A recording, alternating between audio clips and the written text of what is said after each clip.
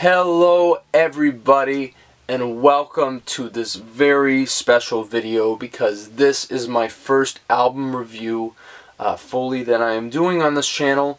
And of course, as I stated before, it is going to be for Mr. Morale and the Big Steppers, the latest studio album from Mr. Kendrick Lamar, his fifth studio album to be exact, after Section 80, Good Kid, Mad City, To Pimp a Butterfly, and Damn. I mean, this guy, if you guys don't know already, I am a huge Kendrick Lamar fan. If you haven't seen my video for the top 10 albums of the 2010s, then you'll know that he is the most represented artist on that list, deservedly so, because this guy is almost peerless, especially in the past decade. This guy, especially his second and third album, Good Kid, Mad City and Pimp a Butterfly, are not only two of the most genre-defying moments of the 2010s, but also really some of the greatest records ever made. To Pimp a Butterfly may be the greatest executed concept album of all time. There's no question about that. And of course, Damn, which was also really great, was in 2017. So we have not had an album from Kendrick Lamar in such a long time. It's hard to believe I'm even talking about this right now, that Kendrick Lamar is out with a new album. And really, look, this is not only my most anticipated album of this entire year, but probably the past couple years. This thing, everybody was waiting for it. Really, when Kendrick drops, it is an event, even more so than I think someone like Adele, because Kendrick is so widely respected and so acclaimed. Obviously, he's a critical darling. Everyone knows this, but really, let me just clarify again, I don't think Kendrick is just one of the greatest hip-hop artists of all time. I think he's one of the all-time greats, really, and that run, especially from Good Kid, Mad City through Damn, was almost as unparalleled as you can get. And I was wondering, is he going to continue that success on Mr. Morale and the Big Steppers? Is he going to cement himself on an incredible album run that is almost close to the Beatles or Pink Floyd in the 70s or The Who? And I can't believe I'm saying this, but the answer is no.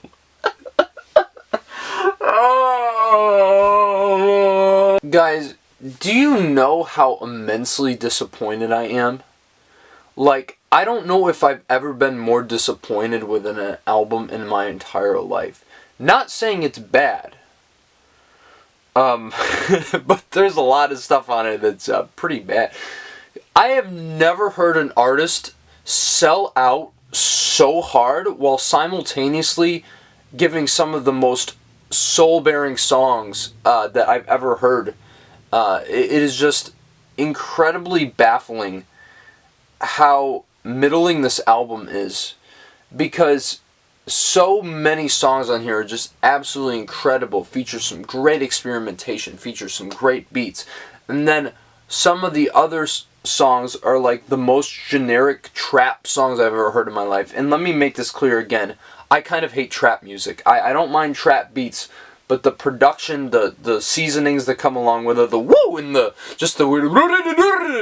stuff like that, it's just so ridiculous. And I never really understood why it was so popular, because to be honest, it doesn't sound like music to me. And that's why I was so hesitant in getting into hip hop and kind of was very closed-minded about it, because I'm like, I know I'm not going to like this sound. And that's what I always loved about Kendrick, was he was always so much more than that.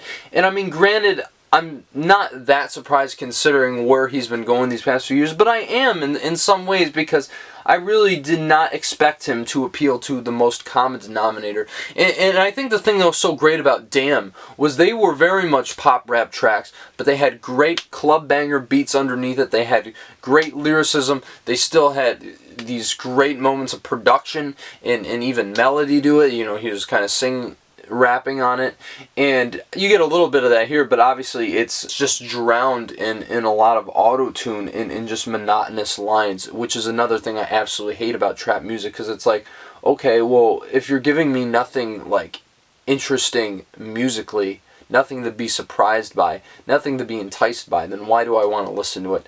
And I unfortunately feel that way about so many songs on this album. But then again, a lot of the stuff that Kendrick does get into on the best tracks on this album are easily his most personal and really some of the most compelling moments of Kendrick's entire career.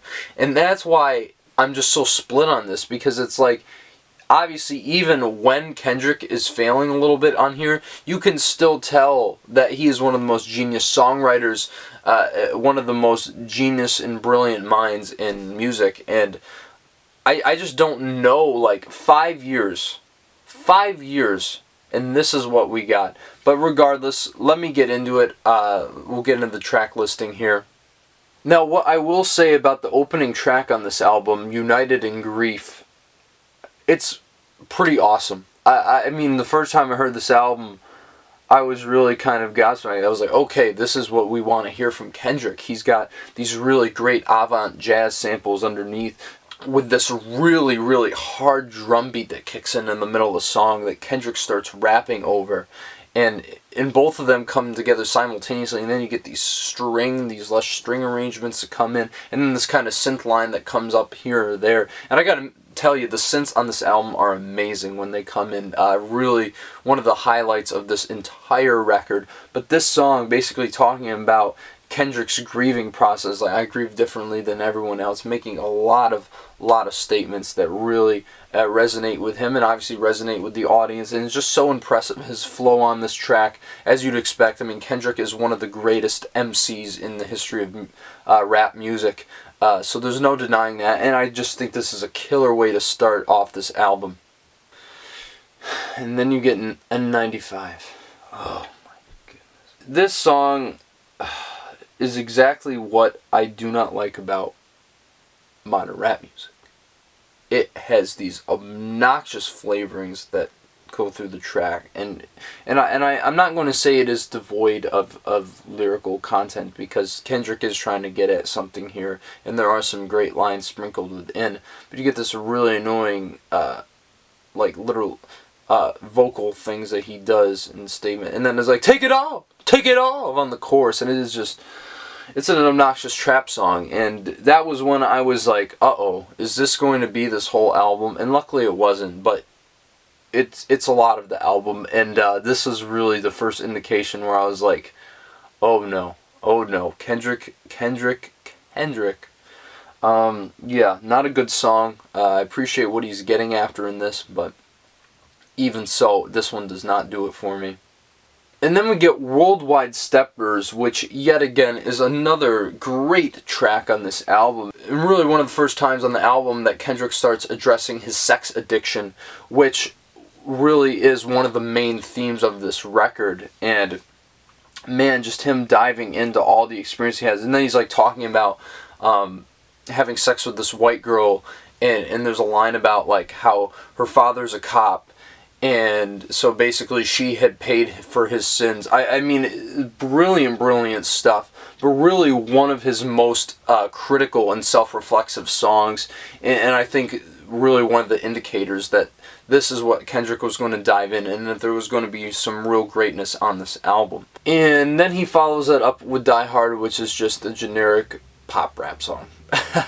I don't know. I mean, it's not bad or anything. It's just really generic, and I think it really doesn't do anything for me when I'm listening to it, which I could say about a lot of these songs. And then you get Father Time, which I think the lyrics on it are absolutely brilliant. Yet again, one of those moments where Kendrick is breaking down the relationship between him and his father. And obviously, it's not as good as Fear off of Damn, which I just think is one of Kendrick's best songs. But really, he talks about that dichotomy between him and his father, the pent-up black toxic masculinity that you get his outlook.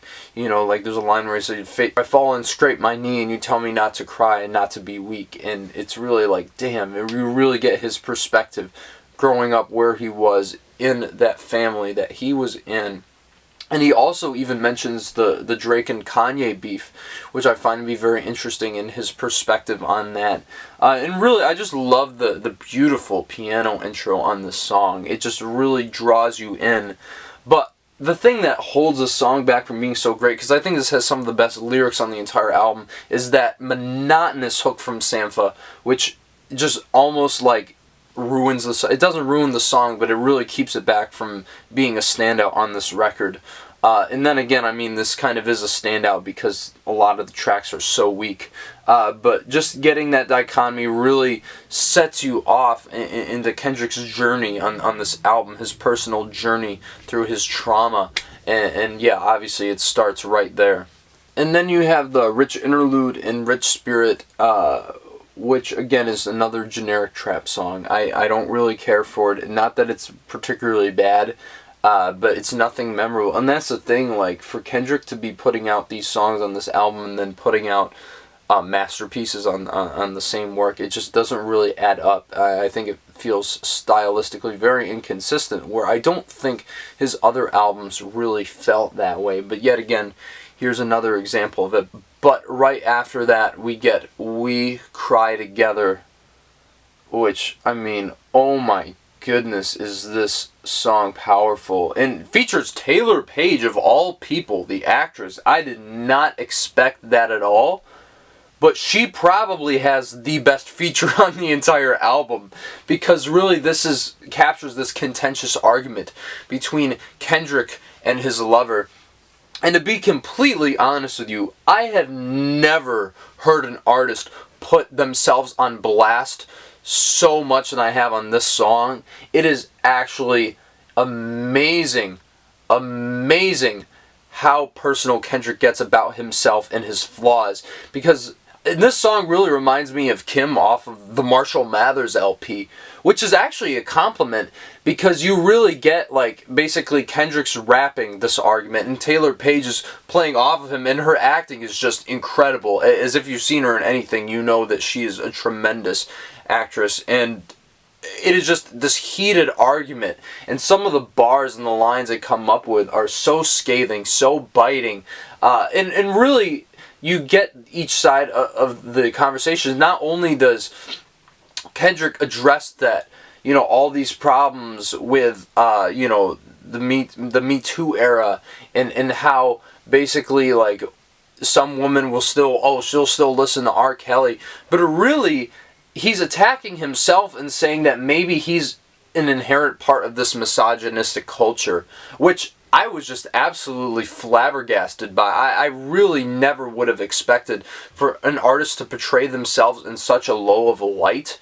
Even, like, there's even a line that Taylor Page says, and it's like, "You're the reason Harvey Weinstein, you know, got in the way." And it's just incredible to actually think, like, that this is where he was at. This is how he sees himself. And maybe this is how his partner Whitney sees him, or did see him at one point in time. And it's just amazing. Like, you get the relationship dynamics in this, the familial dynamics from his side of the family, how his mother views her, how, you know, money is affected by this, how it really is just such an emotionally complex song. And I think really one of the absolute best tracks on this thing. I mean, this might be top 2 tracks on the whole album. It is incredible. It holds no punches, and really, what an incredible track. This is the stuff that I was looking for on this album more than anything. And then we get to the middle of this album, which is easily the weakest moment in Kendrick's entire studio discography. I mean, this is where the album gets bad. I mean, it is just not good. And luckily it was redeemed later by some other tracks, and obviously some tracks that came before it. But I mean, just starting off with Purple Hearts is really just one generic trap song. I keep going on about that, but that's what it is. And really just has one of Kendrick's worst hook, where he's like, "Yeah, baby, yeah, baby." I mean, it is just so annoying. It's so... I don't even know how to describe, like, how weak this is. And then we get some incredible lyrics on the song from Summer Walker, who says, "No, it ain't love if you ain't never eat my ass." Yes. those words were uttered on a Kendrick Lamar album. But really, the only thing that saves the song is Ghostface Killah. Great feature. Yeah, it's a pretty not good song at all. And yeah, and then it just keeps going downhill from here. Because then we get Count Me Out, which starts off with a great flow from Kendrick and some really nice backing vocals, which are kind of reminiscent of You Can't Always Get What You Want. But don't take it as that high as a compliment, because then we get this monotonous auto-tune that comes in, and the song falls apart after a minute and a half. And it's really one of the most obnoxious trap songs I've ever heard. Probably the most obnoxious trap song on this album, and I think Kendrick's worst song. I mean, it's pretty terrible, and I don't think I'd ever want to listen to the song again. It's really bad. And then we get Crown, which, I mean, there definitely is some more lyrical depth on this one, and opposed to the last one, which had like virtually none. And the thing is with this one, it's just very monotonous, very repetitive, and really kind of boring, very bland musically. And you get Kendrick saying 33 times in a row, I can't please everybody, I can't please everybody, I can't please everybody, I can't please everybody, I can't please everybody, I can't please everybody. Yeah, after a certain point, I think I started to agree with him. Yeah, you really can't get everybody on board with this, and certainly not this song. And then that leads into Silent Hill, which features this really fat trap beat with this like laser sound effect. Sounds like someone's shooting a laser. It's really, really cool. And then you get one of Kendrick's, I think maybe his absolute worst hook, where he's like, push these bitches off me like, put these bitches off me like, It's like, really? Really? That's what you're going to give us after 5 years? I don't know, guys. Anyway, Kodak Black is also on this, and I wouldn't say his lyrics on the song are necessarily bad, but his feature just gets really bland and repetitive. Yet again, another loser of a track. Yeah, it's not good. I know I sound like a broken record, and I really am trying to keep this review constructive, but after a certain point, like, this is what this album was giving me. It was repetitiveness and blandness, and so that's how my review is going to be, I suppose. I don't know. And then you get the Savior interlude, which features Baby Keem. Starts off with some really, really great lyrics, but by the end it just becomes kind of obnoxious. And yeah, I'm not a huge fan of it. The instrumentals are underneath it, though, that are really great. And then you get the actual song Savior, which what I love about this song is the beginning, where Kendrick's kind of breaking down. He's like, Kendrick made you think about it, but he's not your savior. Cole made you feel empowered, but he's not your savior. And he's kind of talking about how, like, him and J. Cole and Future are kind of seen like as these beacons of light in the black community, or prophets per se, but really they're just mortal men. But anyway, basically this song really, you know, it makes you think a little bit, and it has a great trap beat, pretty generic though. And then you get Baby Keem's feature on here, which I don't think is good at all. It's actually pretty terrible. So I'm kind of mixed on this song. I really do like the ideas it's going for, but overall I think it kind of falls a little bit flat. But the song does really feature a great COVID bar where he says, seeing a Christian say the vaccine mark of the beast, then he caught COVID and prayed to Pfizer for relief. So funny, and I just loved like the little bits of social criticism he throws in there. I think even on this track he mentions Vladimir Putin, so, you know, obviously he had to throw some social commentary in there. I figured he was probably going to bring him up at some point, but it's on the album and it's on this song. So overall kind of mixed on it, but, you know, there's definitely a lot to admire about this specific track. And then you get to where the album really starts to take a turn for the better, and that's with Auntie Diaries, which I think is an absolutely brilliant meditation on homophobia and transphobia in the black community, and kind of Kendrick's personal experience with it, with his aunt transitioning to a man and his cousin transitioning to a woman, and kind of like how, like, the association he would use for, you know, like derogatory slurs like the F slur, and how it was really not anything that he meant any ill intent by, but it was something that was thrown around and people said for the sound of it, and kind of like how these individuals in his life shaped his perspective, and how other people in his family and other people in the black community look down on them, especially religious figures. And really, this is the moment where Kendrick kind of embraces humanity.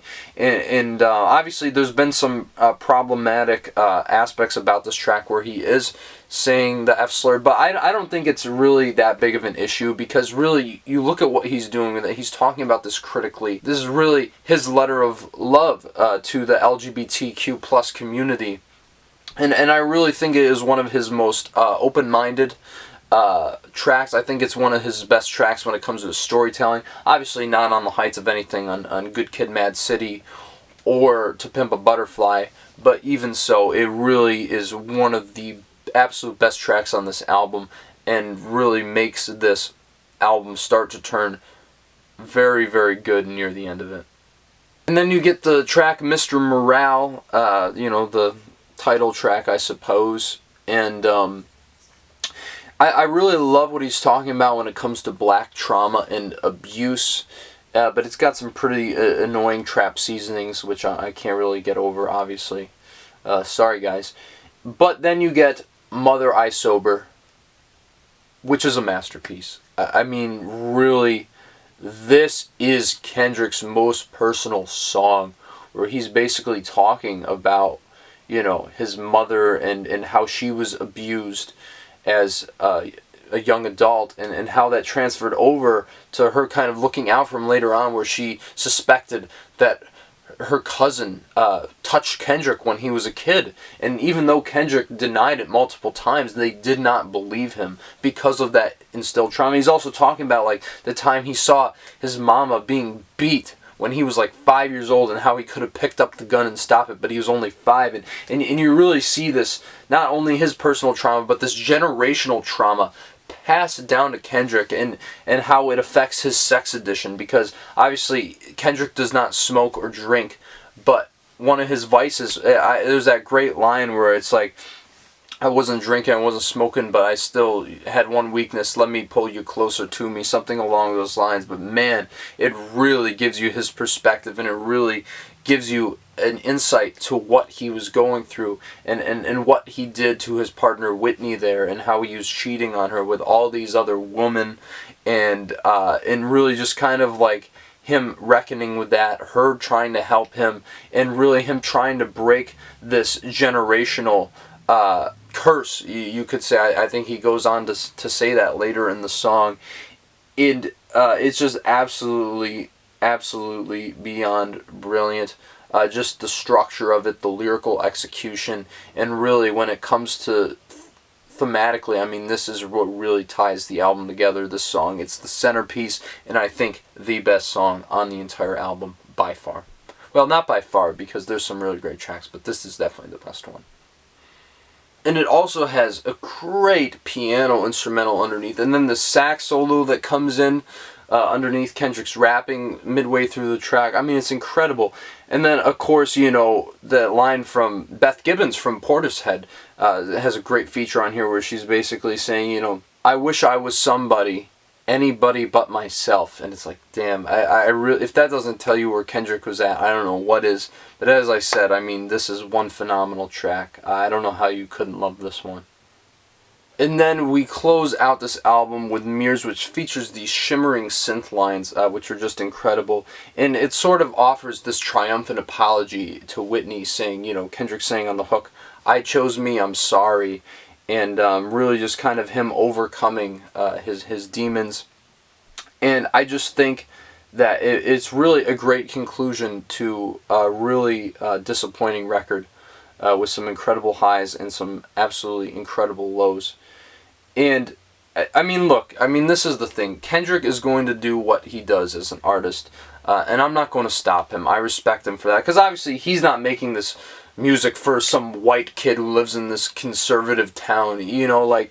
I'm not his target audience, and that's fine. I completely understand that. But on the same token, I just wish that we had that musical ambition that he featured, at least on his second and third album.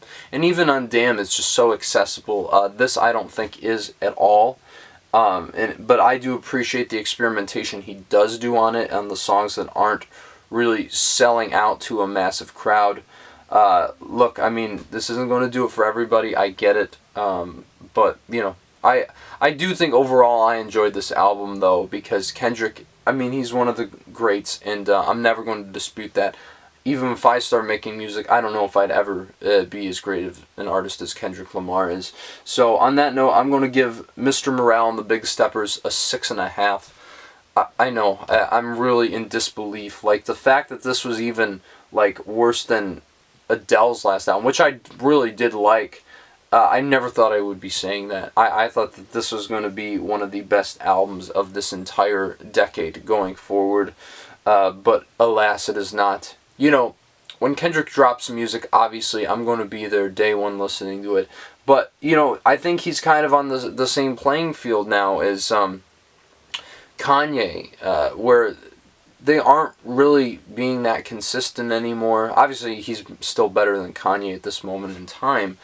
But you look at, like, artists who just keep on growing, like Lana Del Rey, Taylor Swift, Billie Eilish, Bruno Mars. I mean, who would have thought that Bruno Mars would have been making better music than Kendrick Lamar? Like, I never would have thought that. And it's not a knock at Bruno Mars. I absolutely love his music. But this is Kendrick Lamar we're talking about, guys. Honestly, I'm just so incredibly disappointed, but what can you do? What do you guys think of Mr. Morale and the Big Steppers? I'm sure that this is probably a pretty controversial review, to say the least, but I don't get the critical acclaim behind it besides a few tracks. So drop it down in the comments below. Do you think I'm wrong? What do you think about it? And obviously smash that like button if you did like this video. Obviously I'll probably get some dislikes for this one, but that's okay. I'm fully anticipating it. And yeah, speaking of music, we're finishing out the top 60 albums of the 1960s. Only a couple episodes left, so please be sure to catch up on that and check it out. We're really going out with a bang on that one.